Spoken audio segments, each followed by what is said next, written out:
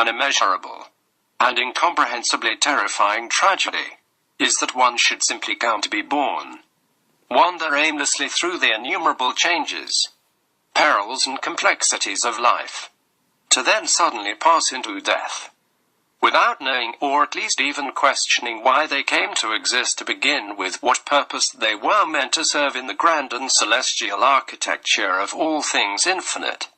What incalculable despair that one should drift morosely through the contamination of material existence, without ever experiencing the desire to peer out beyond the firmament that encapsulates the mysteries of our world, that dangles us here temporarily by an invisible thread, which is our connection to the mystical apotheosis of all tangible and intangible experience which emanates from the mouth of the universe. To idle one's time away in front of the TV, intoxicated or indulged in petty entertainments, is to waste valuable and irretrievable moments of one's precious, purpose-filled allotment of time here in this dimension of material temptation. The singular pursuit of mankind has to exist within the endeavor to ascend to deity, to invite the angels of light into one's conscious awareness, to amalgamate with the higher influences of creation, completing the great work that fits within both the pattern of one's destiny and the reason for one's deliverance into the earthly realm. The immature mind can only bring offerings and prayer to the feet of concretion idols. If cults and religions from the dust of antiquity, understanding only trite and arbitrary forms of rudimentary ideology that barely get to qualify as insight. But the shepherd perceives the core of such abstract riddles of Scripture, penetrating the mysteries with the clarity of epiphany, and so must lead the flock with his ministry, utilizing the simplicity of language and the unfettered intelligence of mind that operates as a conduit for the divine, transcendental aptitude of the enlightened. One must inspire the ignorant with knowledge, philosophy and purpose.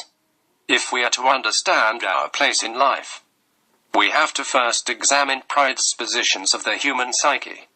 That exists in its natural state as a direct result of the contaminations of its social environment, and the constant negative stimuli, perpetuated by the lower animal nature that resides at the base of our primal being, which has consistently directed the negative mists of unreason for all the eons of human existence.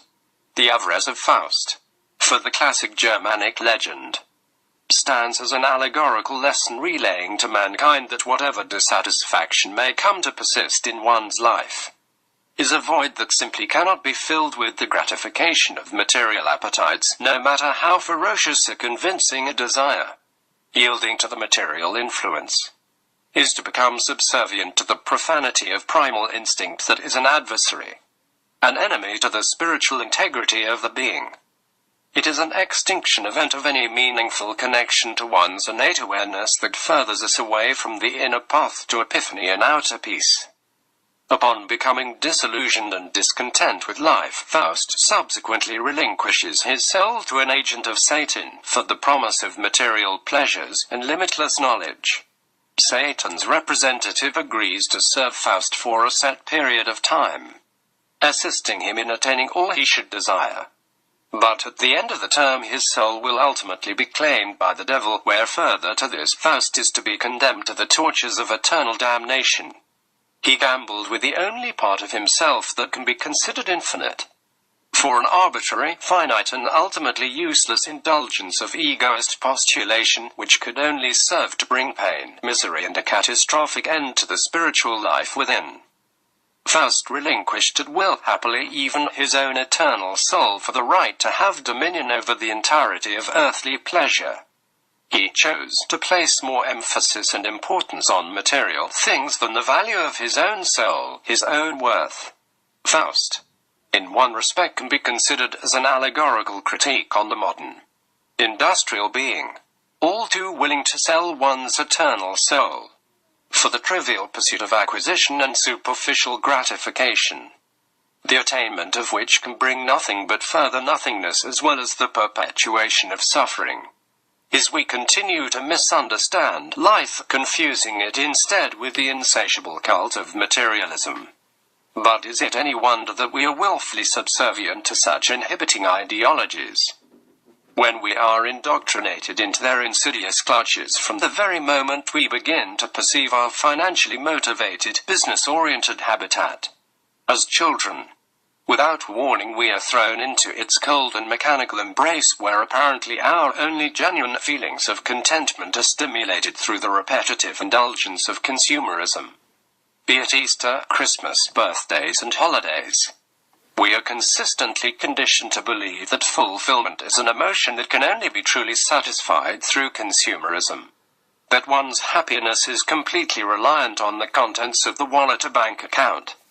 For the cradle we are taught to build the basis of our lives around acquisition, which of course depends upon money, as well as how much money one possesses and happens to accumulate in our small allotment of time here. We now live in a society that advocates the belief that indeed happiness and fulfillment can be both bought and sold. Essentially, money becomes the individual's sole motivational factor. We are consumed by its necessity to exist, and we are terrified by the looming and pressing requisite of cultivating financial security for one's family. We are frightened at the prospect that should we not provide, our children will be exposed to hardship, substandard education, social ridicule, alienation. And so ultimately we would have failed as dutiful, responsible, and loving parents. Funny that we should consider financial comfort as an expression of love. But within an industrial society, if we are trying to provide an enjoyable life for one's children, then yes. This is an emotional expression of compassion, endearment and warmth, such is the essential as well as central importance of money. We not only dedicate irretrievable time to its cause, but become so embroiled within its illusion, that to variable extents we sacrifice our very health, to assure that we receive our just portion of state-approved paper. Because it is the only legal means to facilitate the exchange of goods like food, water, clothing and security, vital elements of life and quality. Like Faust, we can only be happy to live in the pursuit of an irrelevant fabrication of ideals, merely exercises of the ego, which can only ever serve as the destroyer of human spirituality in the sense that we are losing our capacity to perceive from any angle of sincere ethical and compassionate perspective. We are thoroughly consumed by our passions to work and consume, so much so that we never think to question the legitimacy of such a debilitating system of existence. So what of truth and reason? If truth is such an accessible utility of reason, then why is it so underutilized? Truth, like deity, is innately and exclusively concealed within a minority of beings. If truth does not reside within the molecular scripture of one's DNA, then one can never hope to understand the intricacies of meaning, no matter how intelligent, eloquent, or persuasive the argument. Truth, like the unique, individual coding of DNA, is a minority report fringing on the barely tangible. Incomprehensibly complicated, but beautifully simple, truth exists beyond the realms of definition as an extension of one's sensory perception, a feeling, an insight into a palpable construct that to the unpossessed is as abstract a concept that one could possibly attempt to expound, existing firmly beyond the realms of conscious description. This is why Plato asserted, those able to perceive beyond the shadows and lies of the culture will never be understood, let alone believed by the masses. He understood that truth is an exclusive predisposition, almost unique in comparison to all other faculties of knowing, bestowed upon the being not as a result of a particular educational curriculum or experience, but as an innate nature, an intuitive sense that extends beyond the accepted terrestrial senses. Truth is an expression of one's deity that certain individuals are sensitive enough to experience as faculty. Truth is possessing the capacity to peer through long dormant, unexplored doors of perception. It is a godlike ability. This has been an excerpt from the book, Eternal Pleasures of the Dead, by D.A. Ellis.